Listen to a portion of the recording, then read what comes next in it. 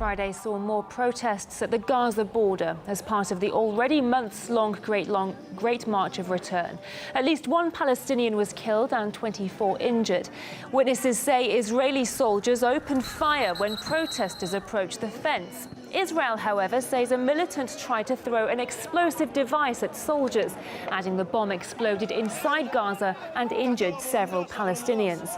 Israel also claims it's the Islamic militant group Hamas that's fanning the protests. At least 125 Palestinians have been killed by Israeli fire since the protests began back in March. Palestinians are demanding to be allowed to return to their pre-occupation homes.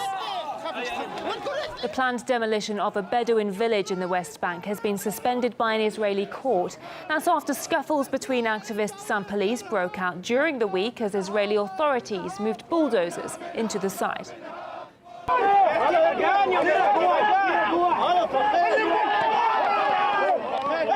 Protesters created a human chain to prevent the equipment from entering the village. Skirmishes reportedly left 35 people injured. The Palestinian Journalists Syndicate claims Israeli soldiers also attacked reporters there. The EU, the UN and various rights groups have all come out against the demolition. A spokesperson for the UN Relief Agency for Palestine refugees says the plan may violate international law. Things in the village are absolutely terrifying. The Bedouin themselves, some of the most disadvantaged people in the Middle East, they and their children are living on a knife edge.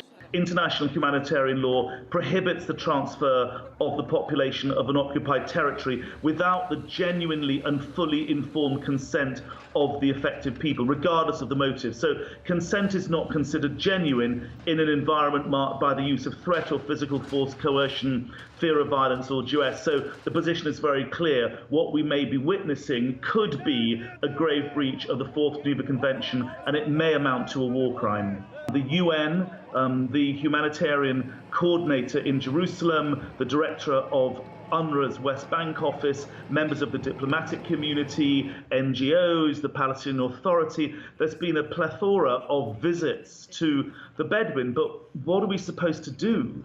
We are unarmed humanitarian aid workers. We are, the diplomatic community is, they're diplomats. What are we to do in the face of a highly equipped army using bulldozers? The demolition of the village had been approved by a court in May, which said the settlement was illegal under Israeli law. Israel plans to relocate the residents to an area 12 kilometers away. Jamal Juma, an activist from Ramallah, says people will continue to resist the plan. Whenever this has happened, there's going to be clashes. People is going to stand up against it. They are not going to allow the evacuation of the people and the destruction of their community. We know that this is a crime against humanity.